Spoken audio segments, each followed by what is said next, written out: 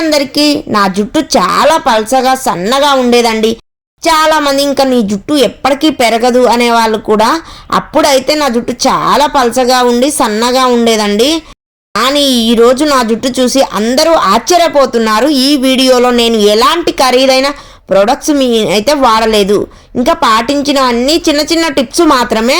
మంచిగా morning routine, weekly hair care routine అండి. మంచిగా hair oil method, diet secrets, నేను మానేసిన తప్పులేంటి చెప్తాను. అన్ని బై స్టెప్ క్లియర్గా చెప్తాను. సో వీడియో స్కిప్ చేయకుండా ఎండ్ వరకు చూసేయండి. మార్నింగ్ రొటీన్ వచ్చేసి ఉదయం ఖాళీ కడుపుతో నేనైతే నీళ్లు తాగేదాన్ని. నేను లేవగానే 1 గ్లాస్ ఆఫ్ గోరువెచ్చని నీళ్లు తాగుతాను. ఇది బాడీ డీటాక్స్ చేస్తుంది కాబట్టి మంచిగా కొత్తిమీర, లైట్గా పుదీనా అలాంటివి కలుపుకొని వాటర్ తాగితే హెయిర్ గ్రోత్కి ఇండైరెక్ట్గా చాలా బాగా హెల్ప్ చేస్తుందండి. నూనె లేకుండా కూడా 5 నిమిషాలు ఫింగర్ టిప్స్తో స్కాల్ప్ మసాజ్ చేస్తాను. ఇలా చేయడం వల్ల బ్లడ్ సర్క్యులేషన్ పెరుగుతుంది. నెయిల్స్తో కాదండి, ఫింగర్ టిప్స్తో మాత్రమే. టైట్ హెయిర్ స్టైల్స్ అయితే అవాయిడ్ చేసేయండి. ముందు నేను టైట్ పోనీ టైల్స్ వేసుకునేదాన్ని. ఇప్పుడు లూజ్ బ్రైడ్ మాత్రమే వేస్తాను. ఇంకా ఇది హెయిర్ బ్రేకేజ్ని తగ్గిస్తుంది. నా హెయిర్ వాష్ రొటీన్ వచ్చేసి వారానికి 2 సార్లు మాత్రమే తలస్నానం చేస్తాను. 2 నుంచి 3 సార్లు. డైలీ షాంపూ చేయడం వల్ల స్కాల్ప్ డ్రై అయిపోతుంది. ఇంకా నేను వీక్కి ఓన్లీ 2 టైమ్స్ ఆర్ 3 మాత్రమే వాష్ చేస్తాను. షాంపూ ఎలా వాడాలి అనేది నేను స్టెప్ బై స్టెప్ చెప్తాను. షాంపూని డైరెక్ట్గా స్కాల్ప్ మీద అయితే పెట్టుకోకండి. హ్యాండ్ మీద వేసుకొని మొత్తం ఇంకా స్కాల్ప్ మీద పెట్టుకోకండి. ముందుగా నీళ్ళల్లో డైల్యూట్ చేయండి. ఒక మగ్గులోని షాంపూని అయితే డైల్యూట్ చేసుకున్న తర్వాత స్కాల్ప్కి మాత్రమే అప్లై చేయాలి మొత్తం. అలా హెయిర్ ఎండ్స్కి షాంపూ అవసరం లేదు.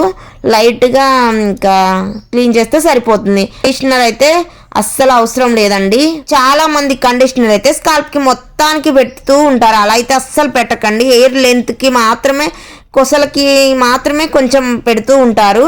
అలా పెట్టాలి. కానీ చాలామంది అయితే ఏదో దానివల్ల చాలా రీగ్రోత్ వస్తుంది అన్నట్లు కండిషనర్ అయితే మొత్తం హెయిర్ మొత్తానికి స్కాల్ప్కి ఎక్కువగా పెడుతూ ఉంటారు. దానివల్ల చాలా డ్యామేజ్ జరుగుతుంది.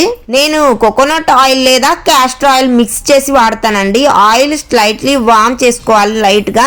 ఒక 20 మినిట్స్ అయితే మసాజ్ చేసుకోవాలి. 1 or 2 అవర్స్ నుంచి ఇంకా వాష్ చేసి ఓవర్ నైట్ ఆయిలింగ్ అయితే నేను అస్సలు చెయ్యను. ఇంకా ఒక 2 or 3 అవర్స్ అయితే ఉంచుకోండి ఆయిల్ పెట్టుకున్న తర్వాత. ఇంకా చాలా ఎక్కువ ఆయిల్ పెట్టడం వల్ల పోర్సెస్ బ్లాక్ అవుతాయి. మోడరేషన్ చాలా ముఖ్యం అండి. అస్సలు ఎక్కువ ఆయిల్ అయితే పెట్టకండి. నా డైట్ సీక్రెట్ వచ్చేసి ప్రోటీన్ అండి. ఇంకా మంచిగా హెయిర్ మోస్ట్లీ ప్రోటీన్తో తయారవుతుంది. హెయిర్ అనేది మంచిగా పెరుగుతుందండి. అందుకే నేను డైట్లో eggs, sprouts, ground nuts, dal include చేసుకొని మంచిగా తింటాను. ఇంకా మన హెయిర్కి ఐరన్, విటమిన్ సి, కాల్షియం ఎక్కువగా ఇంపార్టెంట్ కాబట్టి బీట్రూట్, క్యారెట్, ఆమ్లా జ్యూసెస్ అయితే వారానికి 3 టైమ్స్ అయితే తాగుతాను. వాటర్ ఎక్కువగా తీసుకొని డైలీ ఈటింగ్ స్టూల్స్ అయితే తగ్గించండి. నేను మానేసిన తప్పులన్నీ మీకు ఒక్కొక్కటిగా చెప్తాను. డైలీ ఈటింగ్ స్టూల్స్ అయితే స్టైలింగ్ కోసం, ఇంకా కర్లింగ్ కోసం అని ఈటింగ్ స్టూల్స్ వాడుతూ ఉంటారు. ఇంకా హెయిర్ ఆరబెట్టుకోవడానికి కూడా ఇవన్నీ తగ్గియండి. హెయిర్తో బయటకు వెళ్ళడం అలా చేయకండి. ఇంకా చీప్ కెమికల్ ప్రొడక్ట్స్ ఎక్కువగా వాడుతూ ఉంటారు. స్ట్రెస్ తీసుకోవడం, ఎక్కువగా స్ట్రెస్ పెంచుకోవడం తగ్గించుకోండి.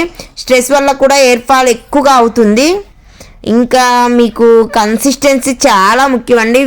వీక్లో రిజల్ట్ ఎక్స్పెక్ట్ చెయ్యకండి అస్సలే. నేను 3 to 5 మంత్స్ కన్సిస్టెన్సీ మెయింటైన్ చేశాను.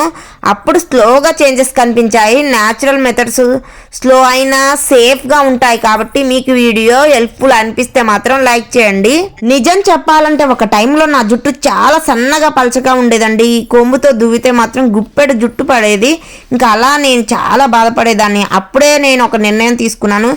ఖరీదైన ప్రొడక్ట్స్ కాదు, చిన్న చిన్న హ్యాబిట్స్ మార్చుకోవాలి.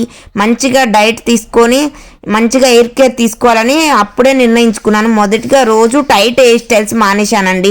నేను పోనీటైల్ పెట్టుకోవడం, ఇంకా క్లిప్స్ పెట్టడం, క్లచెస్ పెట్టుకోవడం. దానికి 2 టైమ్స్ మాత్రమే తలస్నానం చేయడం స్టార్ట్ చేశాను. షాంపూని డైల్యూట్ చేసి వాడడం అయితే మొదలు పెట్టాను. ఆయిల్ విషయంలో కూడా చేంజ్ చేశానండి.